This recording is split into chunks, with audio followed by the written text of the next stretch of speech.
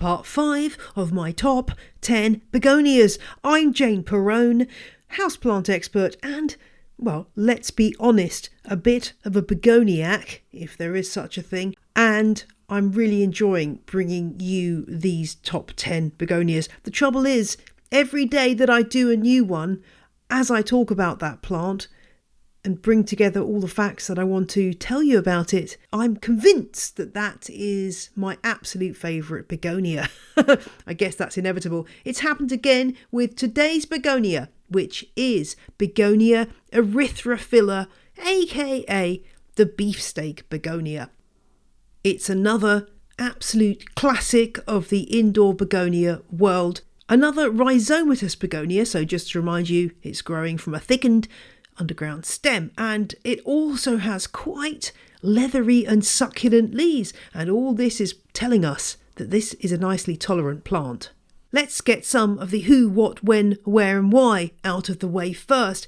This begonia is a hybrid from two begonias from Mexico, the first of which being Begonia hydrocotylifolia and the second being Begonia manicata.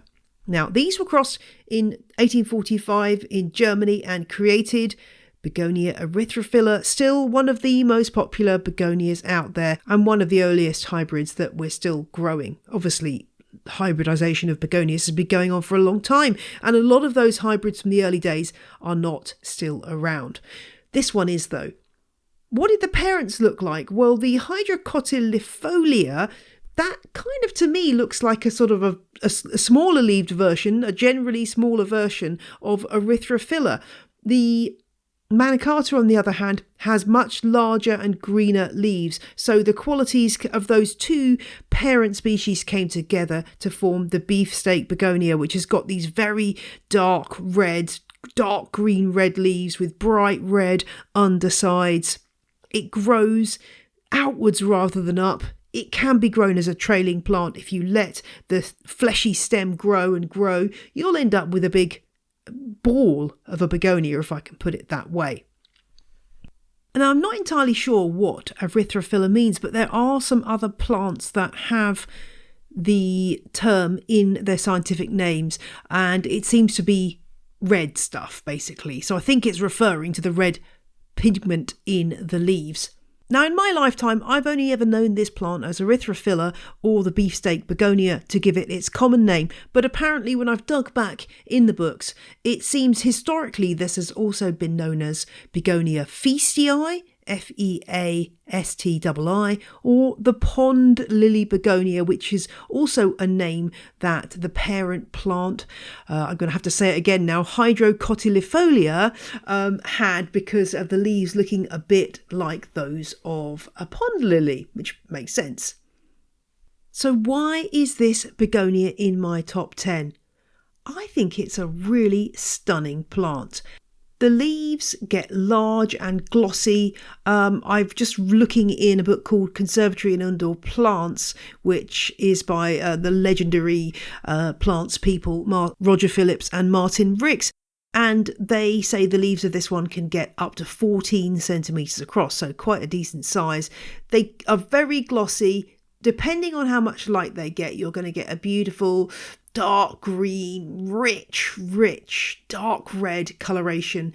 The veins are standing out in a much lighter green on the top, and then flip a leaf over to a light source like the window, and you'll get this incredible colour.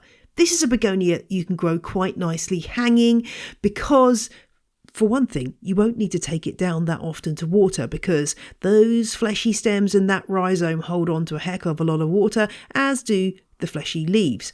Secondly, if you hang it up, you can enjoy the backs of the leaves as well, and over time it will trail and hang and you'll get a beautiful kind of ball effect. Late winter, early spring, the flowers come. They can be quite abundant on this plant. They're shell pink and they look like the classic begonia flower, but there can be a lot of them if your plant is really happy. Now, also in that book by Ricks and Phillips, it stated this plant was hardy down to 5 degrees centigrade. That's 41 Fahrenheit.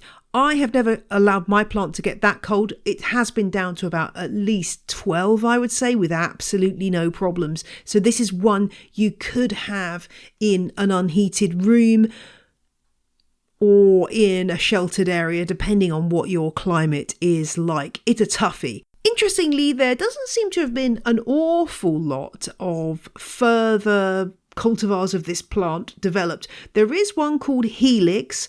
I've not seen this for sale for quite some time, but it's kind of got a mutation where you see this sometimes in begonias. I think the famous one is escargot, where you've got a kind of a swirl effect in the actual structure of the leaf. I'd love to see a Erythrophylla Helix. It's certainly something that has been out there. Not sure if it's still available now. What is available now, though, is Black Jungle, which is a very dark-leaved version, which has, I think, more crinkle to the leaves as well. They're kind of wavy rather than the flat leaves you'd expect of the regular Erythrophylla. I have to admit, I'm not as keen on it as I am on plain old Erythrophylla, but there you go. It's a matter of personal choice. I'll put links in the show notes to link you to places where you can see pictures of both those plants.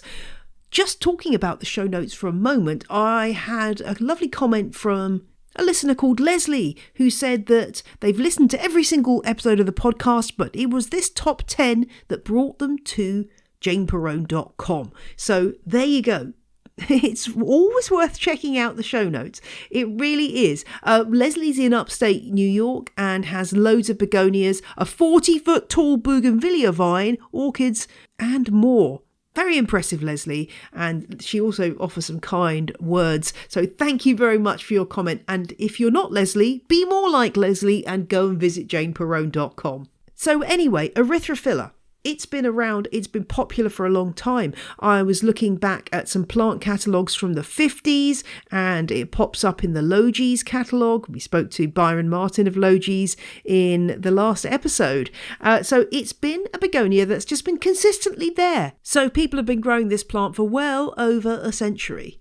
It's easy to reproduce. You can just snip off a piece of that chunky stem, and I find it works well in some perlite rather than water. In water it tends to rot, but in some damp perlite you will find that it roots and you get a new plant. In terms of light, you do get really good colour on this one if it gets a decent amount of light. It's not going to want to be in a sunny windowsill, but it can cope with morning sun, and just don't fry it is what I would say. Now, and some of you, I'm sure, will consider yourself to be variegation nuts, and you will be wanting to know if there is a variegated form of this plant. Well, interesting. I have seen a picture on Instagram of a variegated Begonia Erythrophylla. I'm going to mangle the name now, but I would pronounce it Hoveria. Again, I'll put a link in the show notes to this picture. And if you are a begonia fan or a variegation fan, you're going to find this an interesting one. The caption says Begonia Erythrophylla Pink Princess, and then sort of a monkey emoji. No, just kidding. It's not an official cultivar. We only have one plant, wonder of nature. Propagating will be nearly impossible. No filter. This was posted 216 weeks ago. I don't know whether there's any more news on this, not that I can see. People are wondering if this mutation could be stabilised through seed. It does look stunning because it really does look like Begonia Erythrophylla given the pink princess treatment. I don't know what's going on with that, but it's it's an interesting one. Maybe one day we'll see that being popularised, but it may just be something to goggle at on Instagram. In terms of the rhizomatous types, this and Bowerii are the ones I would recommend if you are not that great with begonias.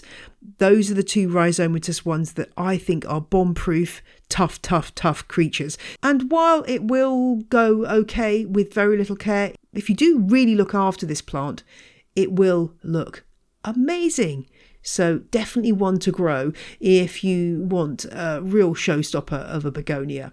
That is all for this week's Top 10 Begonias. I'll be back next week with more. So stay tuned and keep your suggestions coming in. I love to hear what begonias you love and find easy to grow, or maybe the ones that you've killed. Let's hear about those too. In the meantime, have a brilliant weekend and a wonderful week, and I'll see you on Monday. Bye!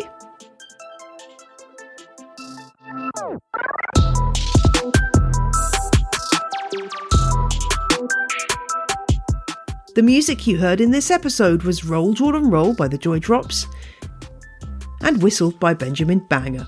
All tracks are licensed under Creative Commons. Visit the show notes for details.